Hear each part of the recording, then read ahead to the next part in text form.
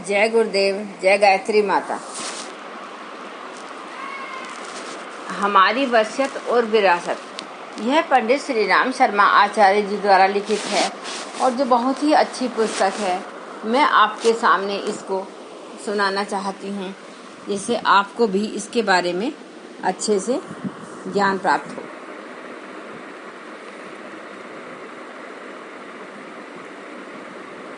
इस जीवन यात्रा के गंभीरता पूर्वक पर्यवेक्षण की आवश्यकता। इसमें गुरुदेव जी ने लिखा है कि जिन्हें भले या बुरे क्षेत्रों में विशिष्ट व्यक्ति समझा जाता है, उनकी दिनचर्या के साथ जुड़े हुए घटनाक्रमों को भी जानने की इच्छा होती है।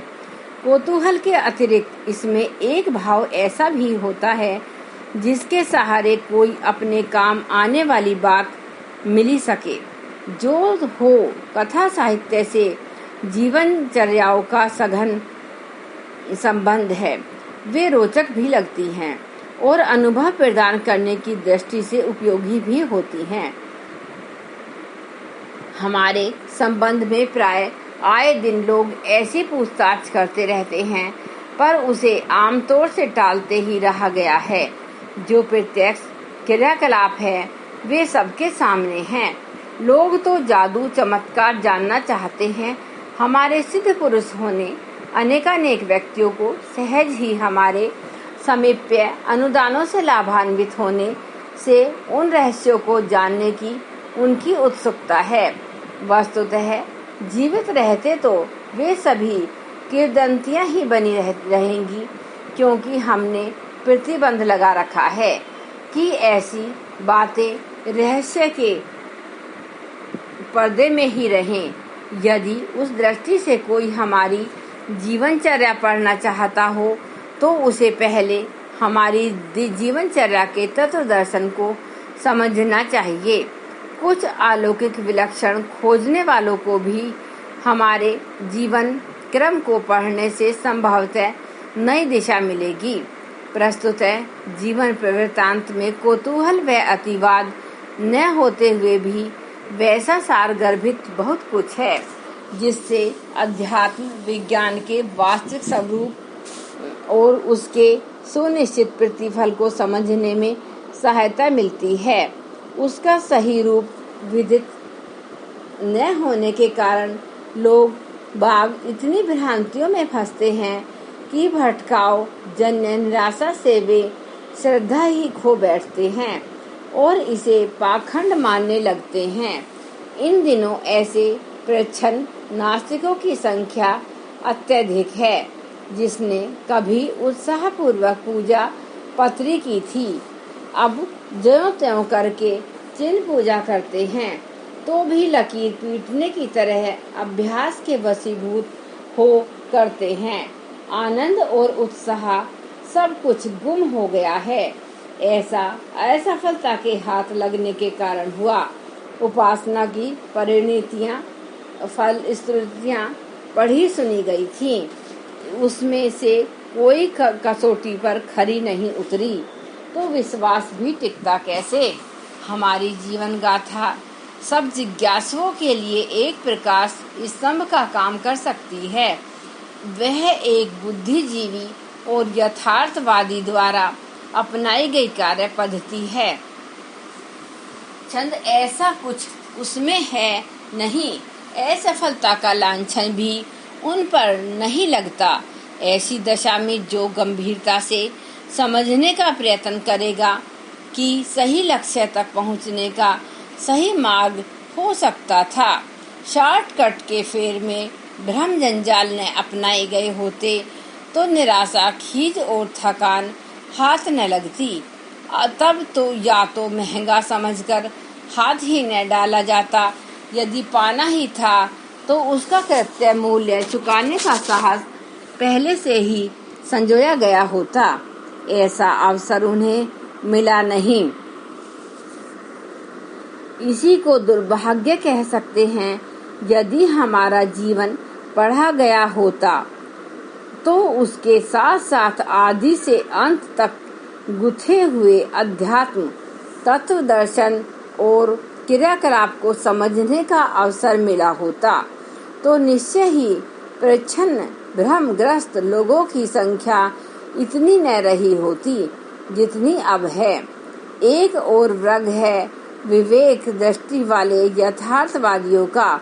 वे ऋषि परंपरा पर विश्वास करते हैं और सच्चे मन से विश्वास करते हैं कि वे आत्मबल के धनी थे।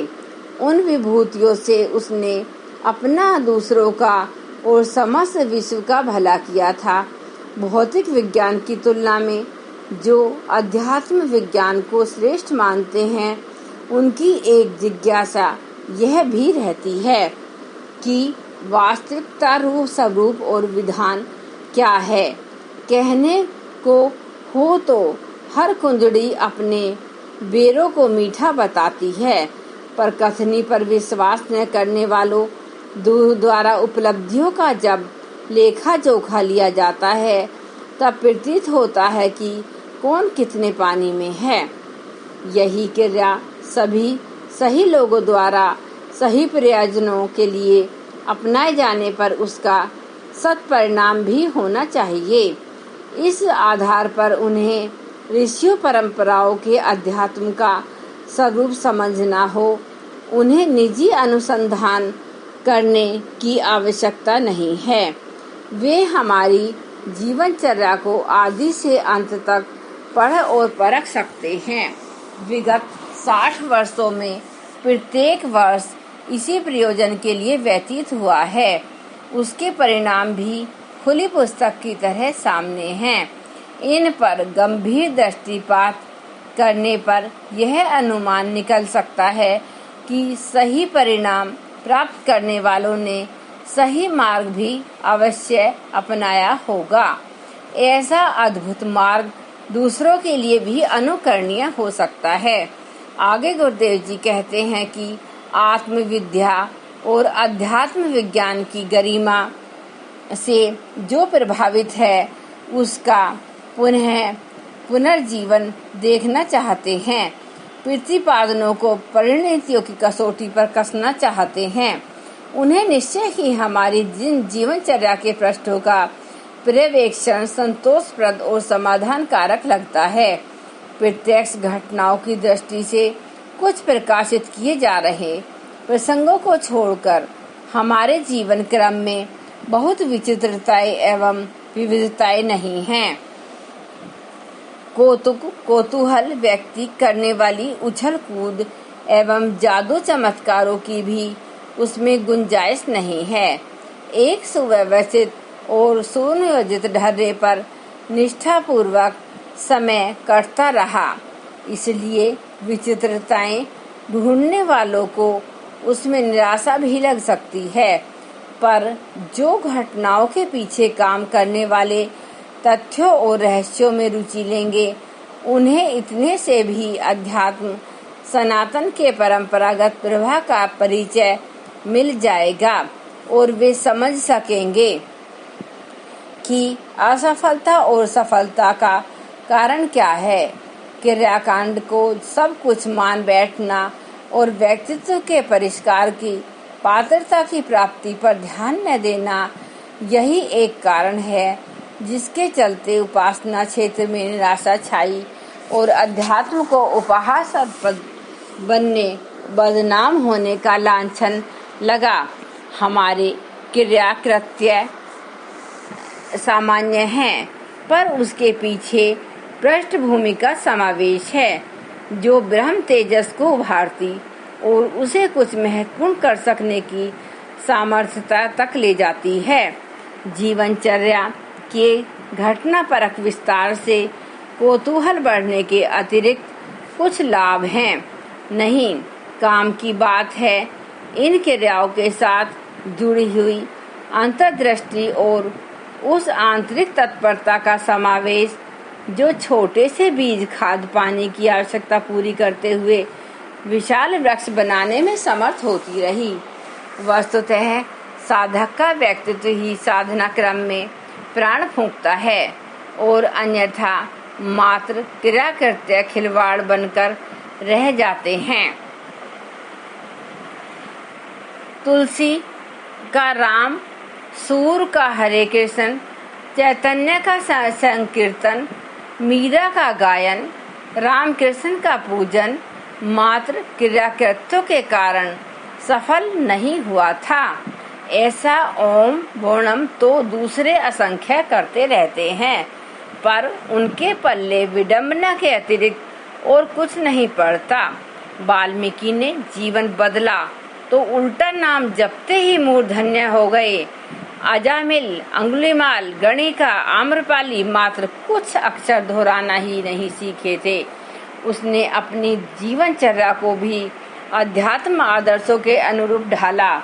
आज कुछ ऐसी विडंबनाएं चल पड़ी हैं कि लोग कुछ अक्षर दोहराने और क्रिया कृत्य करने, सत्वन उपहार प्रस्तुत करने भर से अपने कर्तव्य की तीसरी कर लेते हैं।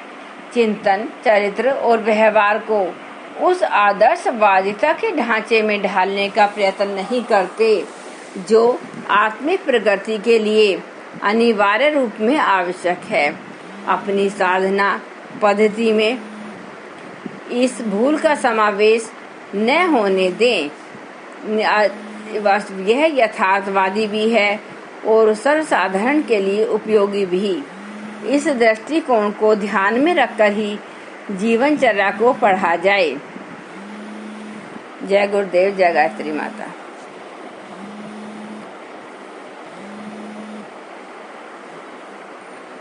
ओम भूर्भुवः स्वः तत्सवितुर्वरेण्यं भर्गो देवस्य धीमहि धियो यो न प्रचोदयात्। जय गुरुदेव, जय गायत्री।